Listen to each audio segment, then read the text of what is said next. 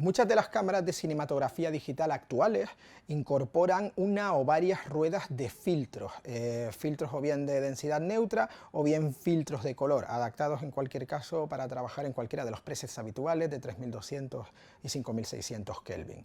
La mayoría de ellos, insisto, son filtros de densidad neutra. La ventaja de tener filtros de densidad neutra internos es que no tenemos reflexiones internas en el matte box, que de todos modos cuando se colocan externos siempre se puede utilizar un matte box angulable y evitar esos reflejos. Pero insisto, al hacerlo por dentro siempre conviene más porque no hay manera de que se cuele la luz, es mucho más fácil y además cada fabricante incorpora filtros de densidad neutra que específicamente están adaptados a las frecuencias que capta su sensor.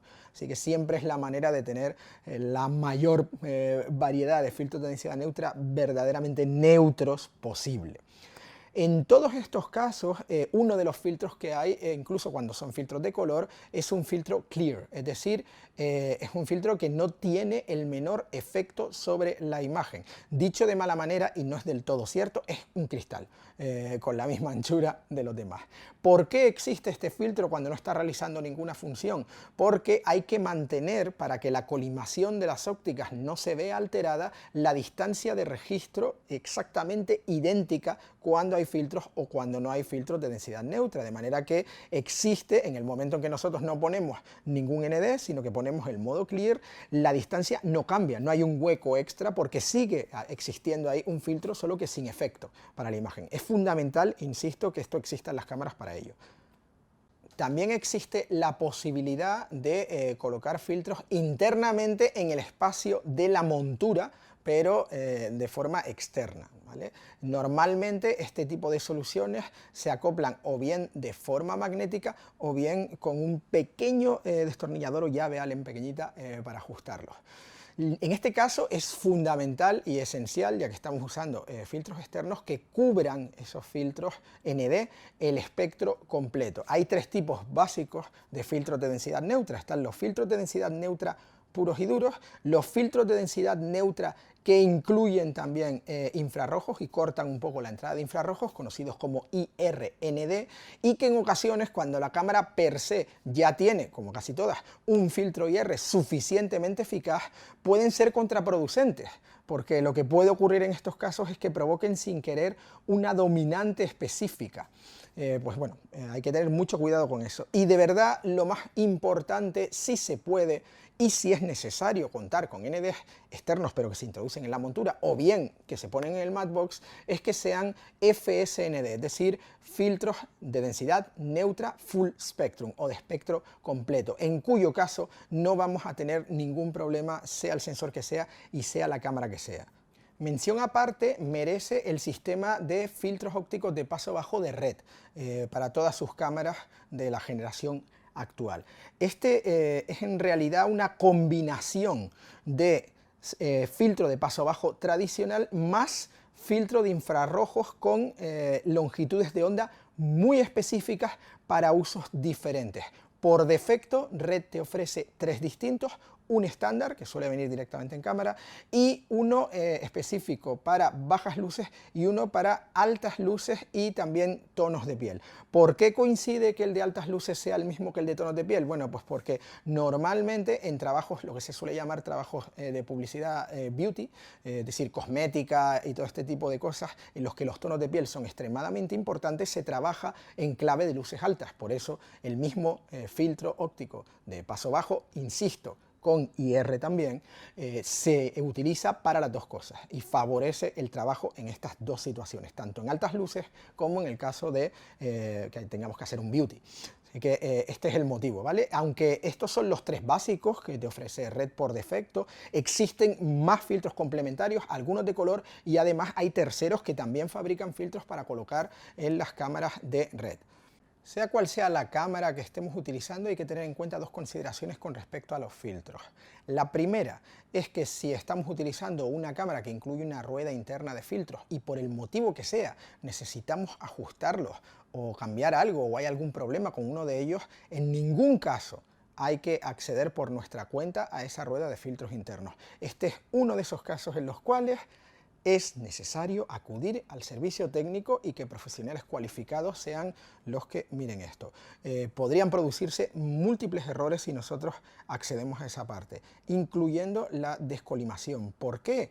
Porque en realidad el paquete de filtros forma parte de la distancia de registro que se considera y estamos hablando de un ajuste muy preciso en la mayoría de los casos. Así que por favor no metamos mano en los filtros internos de las cámaras que los tienen.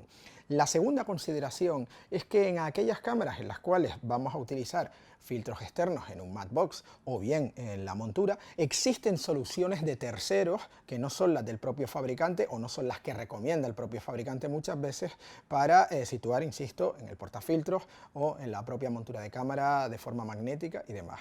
No necesariamente tienen las mismas condiciones, la misma anchura, las mismas prestaciones, las mismas características que aquellos filtros del propio fabricante. Y por eso es conveniente siempre revisar uno por uno el comportamiento de esos filtros y cuál es el resultado en el sistema de cámara. ¿Por qué? Porque, insisto, el fabricante sabe perfectamente cuáles son las frecuencias con las que trabaja y las prestaciones con las que trabaja su sensor y se ajustan los NDs que fabrican para su propia cámara a este sensor. En el caso de los terceros se hace para una gama de cámaras diferentes, no se hace para una cámara específica y además no se conocen todos los datos como lo conoce el propio fabricante de la cámara o del sensor específicamente. Por eso es conveniente revisar si hay algún tipo de problema, altas velocidades si aparece moiré, por ejemplo, o comprobar que no hay dominantes particularmente exageradas. Esto suele pasar en los filtros ND externos que se colocan en el portafiltros y concretamente a veces más en los IRND que en los ND estándar tradicionales, sobre todo en niveles elevados, es decir, cuando cortan ya muchos stops, cuando es un 1.8, un 2.1, un 2.4, puede ocurrir y con frecuencia ocurre que nos encontramos con una dominante verde, magenta, etcétera, etcétera, etcétera. ¿Qué ocurre si nos encontramos con este problema no ya en el chequeo, que es donde deberíamos haberlo visto, sino en el rodaje y estamos en exteriores y no hay manera de cambiar ese filtro, etcétera? Bueno, no suframos, tampoco hay que angustiarse porque al fin y al cabo se trata de una dominante completamente uniforme en toda la imagen que es fácilmente retirable en postproducción. Puede que tú, que estás viendo esto ahora mismo en internet, veas con absoluta estupefacción la fecha de publicación del vídeo y no entiendas que a continuación yo vaya a hablar de cables otra vez y de por qué son necesarios sobre todo los cables. Hace ya muchos años que nos prometieron el santo grial de que todo iba a ir sin cables, íbamos a tener transmisiones maravillosas y demás. Bueno, en el momento en que se ha publicado este vídeo, los cables siguen siendo necesarios, probablemente más que nunca. Por culpa de esto hay que tener en cuenta el diseño de la propia cámara cuando vamos a elegirla y dónde están situados los cables, porque puede resultar muy incómodo llevarla en mano o utilizarla como cámara car en determinados sitios angostos debido a dónde están las conexiones de cada cable. Los cables de audio en caso de que sea necesario, los cables de salida SDI, etcétera, etcétera, etcétera. No es lo mismo un cable recto que puede molestar muchísimo a la muñeca, puede molestar en el brazo, que tenerlo esquinado. Y si está esquinado, ¿en qué sentido? ¿En qué dirección? ¿Dónde están? No deberían coincidir, por ejemplo, las salidas de cables con las salidas muchas veces de la refrigeración de cámara o de la disipación de calor de cámara, porque lo único que hace es calentar los cables. E insisto, recordemos, los cables son el primer elemento que falla en un sistema de cámara cuando falla algo. Son el elemento más endeble y más susceptible de error. Así que hay que tener en cuenta todo esto, ¿no? A veces tenemos sonido directo y las cámaras están configuradas de tal manera, son muy pequeñitas y muy cómodas, pero ¡pum!, los cables de audio están justo en el sitio donde está el asa. Si tienes que llevar la cámara así y tienes el audio además en cámara, va jodido. Así que mucho cuidado con todo este tipo de cosas. También debería importar a la hora de elegir un sistema de cámara. La alimentación de las cámaras es también un problema que tenemos que analizar cuando vamos a preparar un proyecto. Las baterías de cámara pueden llegar a fallar. Suelen hacerlo, según el modelo que tengamos, con relativa frecuencia y es algo a lo que hay que prestarle muchísima atención y tener mucho cuidado con ello. Hay muchos elementos cuando elaboramos el listado de cámara que pueden contribuir a que ahorremos costes, ¿de acuerdo? Donde podemos realmente, no hay prácticamente diferencias entre unos y otros, nos podemos permitir buscar algo que sea más barato, ajustar más los tiempos, etcétera, etcétera. Pues bien, las baterías no son una de estas opciones, ¿vale? No debemos ahorrar, intentar reducir el presupuesto en las baterías. Si no tenemos chicha, no hay película. Así que mucho cuidado con este elemento y hay que ser cuidadoso, ya digo, a la hora de gestionar esto.